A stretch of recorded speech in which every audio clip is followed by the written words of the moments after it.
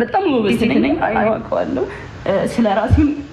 ለመሆኑ እውነታው ከታወቀ እንደዚህ ስቅስቅ ብሎ ያስለቀሳት ጃኒ ምንድነው የጆን ዳንኤል ማስረጃው ጆን ዳንኤል ማስረጃውን አወጣ ማስረጃው ያሁን ነው ወይስ የቆየ ነው ትክክለኛው ምንድነው አዶናይ ያስለቀሰው እውነታ አዶናይን ያስለቀሰው የጆን ዳንኤል ምላሽ ከቲክቶክ መንደር በስተጀርባ ምን ተደብቋል ጉዳዩ ከግል ጥቃት ጋር ይያዛል ወይስ ሌላ ምክንያት አለው ሰላም ጤና ይስጥልን የቻናላችን ቤተሰቦች በዛሬው ቪዲዮአችን በኢትዮጵያ የቲክቶክ መንደር መነጋገሪያ ስለሆነውና ብዙዎችን ስላሳዘነው የጆን ዳንኤልና የአዶናይ እውነታው በተለያዩ መረጃ ሰጪዎች ከሰማነው የተነሳ በዝርዝር እንመለከታለን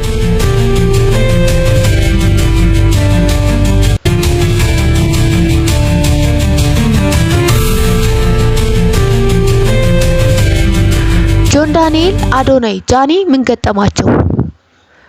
ጆኒና ጆን ዳንኤል ከፍተኛ ሚስጥር አወጡ ጆን ዳንኤል ስንጣላ ራሷን መጉዳት ትፈልጋለች በስለት እጇን ትጎዳለች የሚል ሲሆን በሌላኛውም ደግሞ ጆን ዳንኤል ወይም ደግሞ ጃኒ ስንጣላ ቲክቶክሽን ነው ማዘጋው ላይቭሽንም አዘጋዋለሁ በማለት ነው ሚለይ ወዳውም ያዘጋዋል ባዘጋው ሰዓት ለምን ነው በጣም ለምኜ ነው ማስከፍተው ስትል በሌላ መነጋገሪያ ሆኗል ከተጣላን ራሴን አጠፋለሁ ከመስኮት ዘላለሁ አለች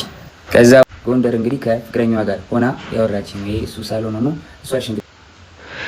እንግዲህ ጆን ዳንኤልም ያቀረበችው የማስረጃ መልስ በከፍተኛ ደረጃ ደግሞ በህግ ያስጠይቃል የሚሉ የህግ ባለሙያዎች ከሰማነው የሚዲያ አንፃር በህግ ያስጠይቃል የሚሉ ማሉ በተለያዩ መረጃ በሰማነው መሰረት የሁለታቸው ችግር በከፍተኛ ወንጀል ይጠየቃል የሚባልም ነገር አለ እናም ነገሩን አንዳንዶቹ ቀለል አድርገውታል አንዳንዶቹ ደግሞ በጣም ከባድ ነው ይህ በተለያዩ የሙያ ዘርፍ በሙሉ ማስረጃ እና በሰጡት ምላሽ መሰረት ከፍተኛ የወንጀል የሚጠየቅ ነው የሚሉም አሉ ያወራችኝ እሱ ሳሎን ነው ጃኒ ስለ ጆን ዳንኤል ከዚህ በፊት ሪሌሽንሺፕ ነበረን ብላም በራሷ ቲክቶክ አካውንት ለቃለች ከዚህ በፊት ሪሌሽንሺፕ ነበረን ግን የድብቅ ነበር በዛን ሰዓት በጣም ነው የሚያስፈራራኝ የሚመታኝም በማለት እያለቀሰች ተናግራለች ተጎድቻለሁ ምናምን ብዬ አውርቼ ላይብስ ዘጋብኝ ኑሯል እናም ከሱ ጋር በነበርኩበት ሰዓት በማስፈራራት እንጂ በሰላም ኑሬ አላቅም በሱ ጋር በነበርኩበት ሰዓት ሁሌም ሰቀቀንና ማስፈራራት ነበር አንድ ቀንም ተደስቼ አላቅም በውስጤ ሁሉን ነገር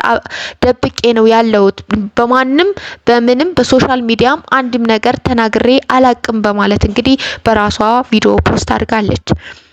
ቲክቶከሯ ጃኒ ጆን ዳንኤልም ሊያኖረኝ አልቻለም አሳርፉልኝ በማለት የሰሞኑ መነጋገሪያ ሆኗል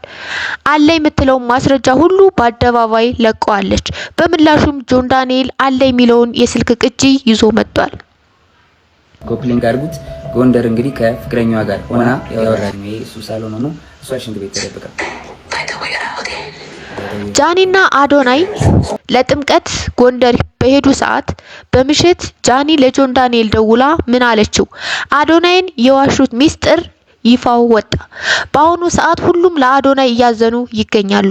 በቲክቶክ መንደር በቀን ከ10 በላይ የሚለቅ ቪዲዮ የሚታወቀው አዶናይ አሁን ግን ከተፈጠረ ጀምሮ ግን ዝምታው መርጧል ብሎም በውዘንድ መነጋገሪያ ሆኗል እንግዲህ በቲክቶከር ጃኒ በውስጧ ብዙ ችግር እንዳለና አምቃ ይዛ ስራዋን ብቻ ስለምታተኩር ነው ሲባልም ካሁን በፊት ከጆን ዳንኤል ጋር የነበራት የፍቅር ግንኙነት ምንም እንኳን የድብቅ ቢሆንም አሁን ግን ወደ ከፋት ጠብና ጥላቻ እንደሄደ በቲክቶክ ዓለም ታውቋል ጃኒ በራሷ ቲክቶክ አካውንት ዛሬ ትልቅ ሚስጥር ይዤላችሁ መተናል ካሁን በፊት አውርቼው አላውቅም ይህን ችግር ምክንያቱም የምረዳው ፋሚሊ ያለ ቤተሰብ አለ ከኔ ብዙ የሚጠብቁ ሰዎች አሉ ስለዚህ ስራዬን መስራት ነው የምፈልገው ብዙ ነገር መናገር አልችልም ብላ ስለ ጆን ዳንኤልና ስላለው ሁሉ ነገር ራሷን ሆና ተናግራለች እንግዲህ በሚሊዮን ተከታይ ያላት ቲክቶከር ጃኒ ያለቀሰች ቪዲዮ በመልቀቅ ጆን ዳንኤል ለአመታት ያክል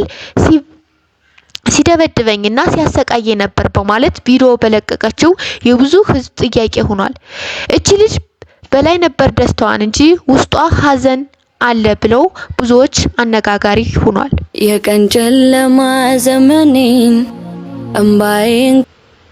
ሐዘኔን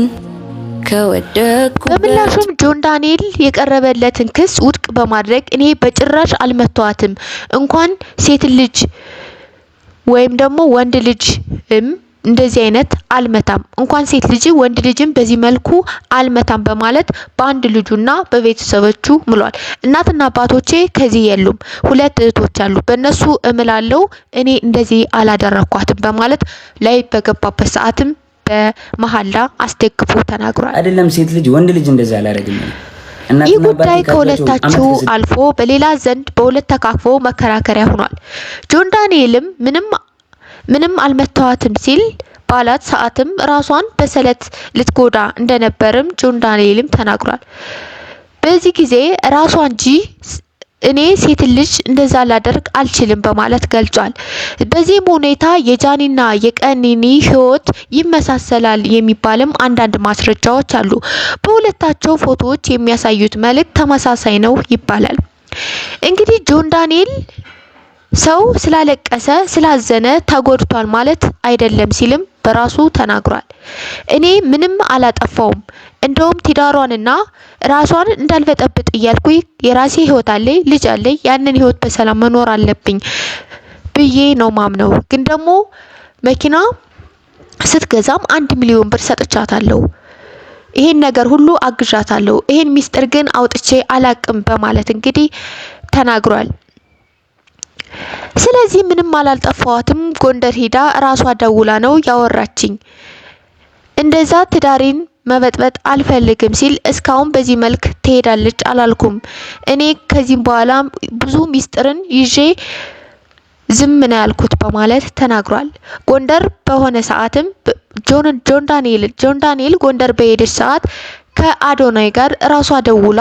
ያወራችኝ ሚስጥር አለ በማለት ያን ሚስጥር አወጣል።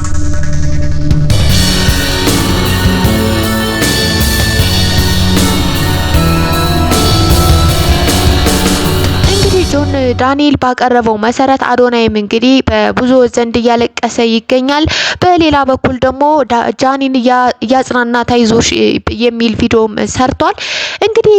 በአንዳንድ የህግ ባለሙያዎች ደግሞ ከሰማነው አንጻር ይሄ ነገር በጣም ወደ ከፍተኛ ህግ መታየት አለበት የሚሉም በብዙዎች ዘንድ መነጋገሪያ ሆኗል። እንግዲህ በሶስታቸው የተፈጠረው አለመግባባት በብዙ ዘንድ መነጋገሪያ ሆኗል። እንግዲህ ጆን ዳንኤል አዶናይና ጃኒ ባቀረቡት መሰረት እንግዲህ ትክክለኛው ማን ነው ወይም ደግሞ እውነታው የት ነው ያለው የሚለውን ነገር እንግዲህ የሚዳኘው በሌላ ቪዲዮ እንመጣለን። ውድ ተመልካቾቻችን ሶሻል ሚዲያ መዝናኛ ሲሆንም በሰዎች ስሜትና ህይወት ላይ ግን የሚያደርሰው ጉዳትም ጥቅምም ትልቅ አይደለም ወይም ደግሞ ቀላል አይደለም። እናንተ በጃኒ ላይ በደረሰው ነገር ምን ትላላችሁ? ጥፋተኛው ማን ነው? አስተያየታችሁ ኮሜንት መስጫው ላይ አስቀምጡልኝ። ቪዲዮውን ከወደዳችሁ ላይክ አድርጉ። በቀጣይ ቪዲዮ እስከምንገናኝ ድረስ ቻው።